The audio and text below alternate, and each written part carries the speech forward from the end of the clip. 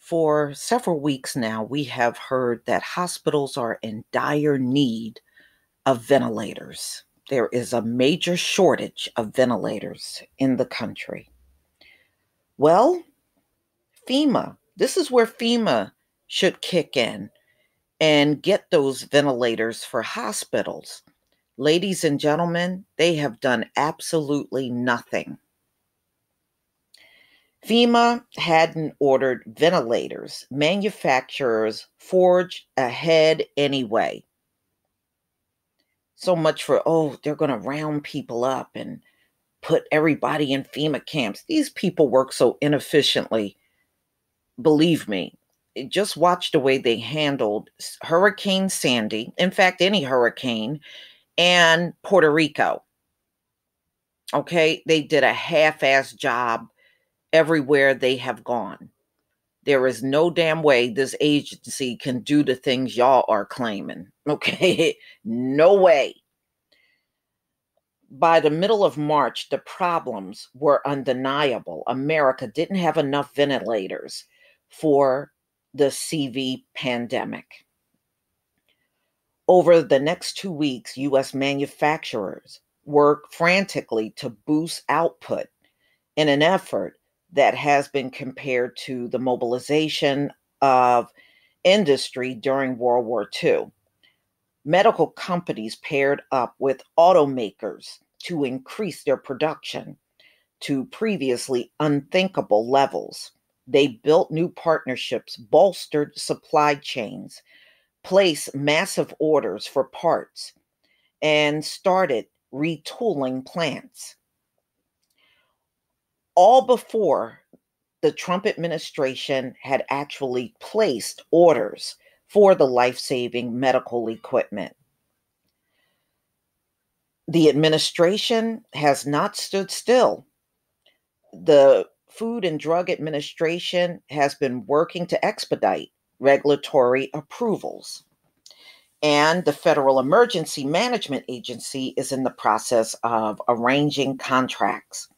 One company says the government has now made a commitment to buy ventilators.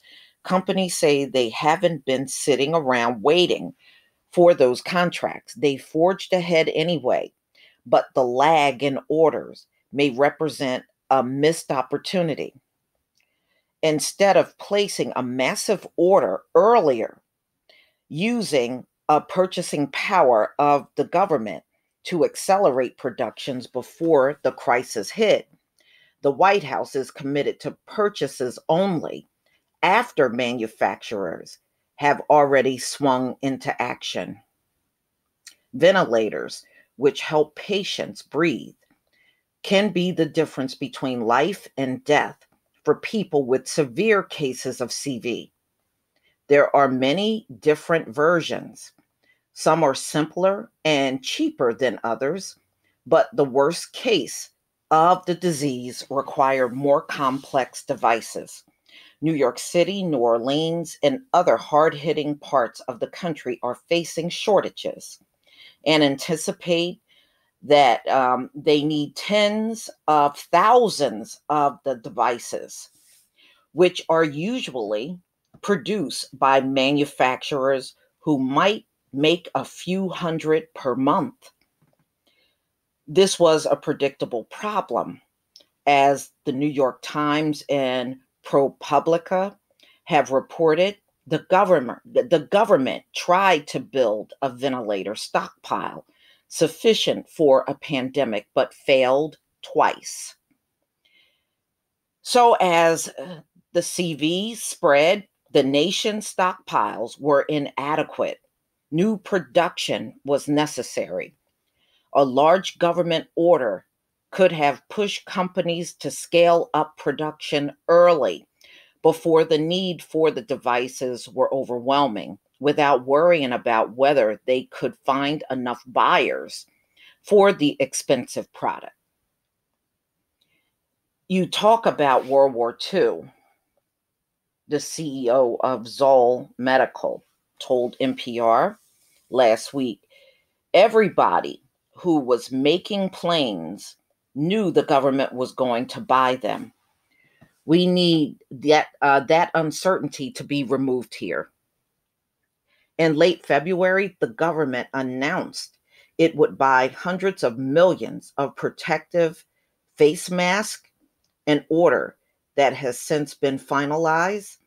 The Department of Health and Human Services noted that its order gave manufacturers the guarantee that they will not be left without excess supplies if private sector orders are canceled once CV response subsides.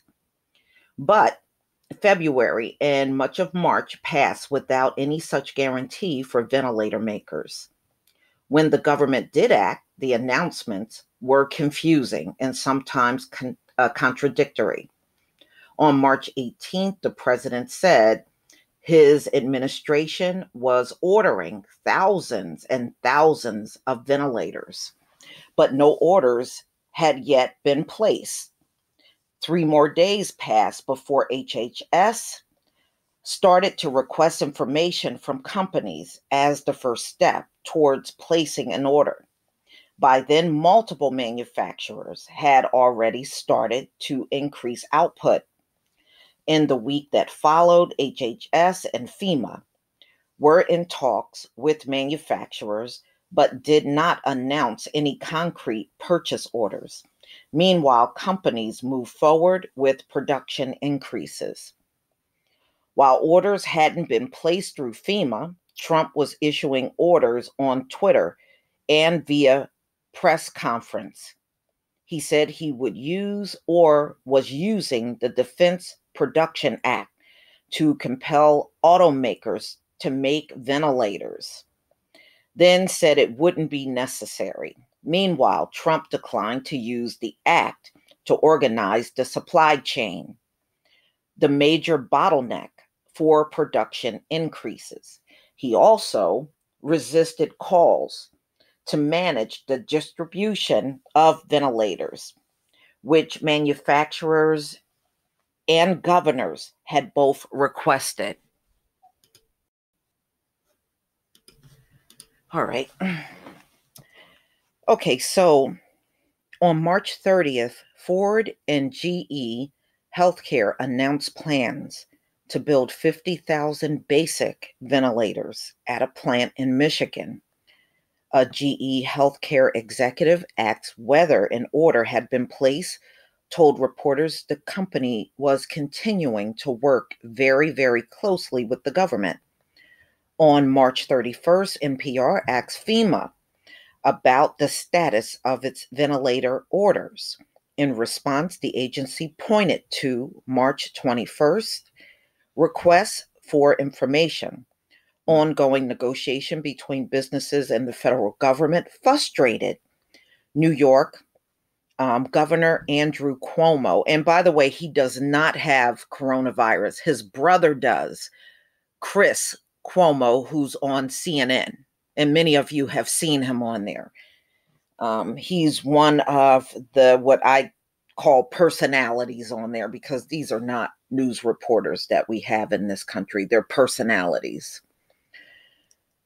Okay. The government, so that frustrated Andrew Cuomo, who said Tuesday the federal government was bidding against states for the limited supplies of ventilators. The government had another tool at its disposal, one designed specifically to cope with a medical manufacturing crunch. It wasn't deployed until after the production boom was underway. And you know why they're squabbling around like this, y'all?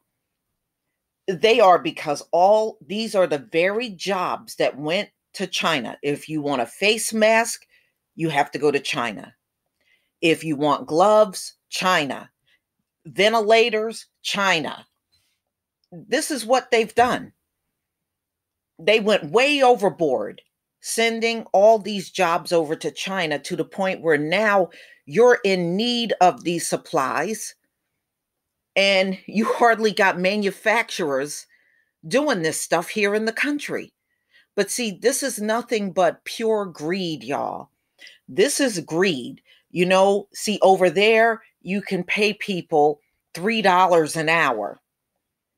Over here, people want a decent wage. That's the main reason why these jobs are overseas now. And you're going through a pandemic, and all of this equipment is still out of your reach. It's good that they're building these things at the auto plants, but these hospitals, they still don't have this stuff. So as long as they don't, it's an ongoing problem. You know, I was looking at all the bodies they were putting into the refrigerated trucks in New York. And in the back of my mind, I'm thinking to myself, if they had ventilators, would many of these people still be alive? I bet they would have. I bet they would have. But now, you expect China, who was shut down themselves, to be able to roll this stuff out. Shoot, their butts are backlogged now just from their shutdown in Wuhan and all over China. Okay, now they are working behind trying to get all caught up. In the meantime, these hospitals are in dire need of these ventilators. So, ladies and gentlemen, please tell me what you think. I'm not surprised that FEMA did not even place the orders, but see, they are supposed to step up in this type of situation to make sure the hospitals have the supplies they need. And now you see exactly how this government functions, and it's not good at all. Please leave your comment and subscribe. Don't forget to hit on the notification bell, and I'll see you on the next video. Peace, family.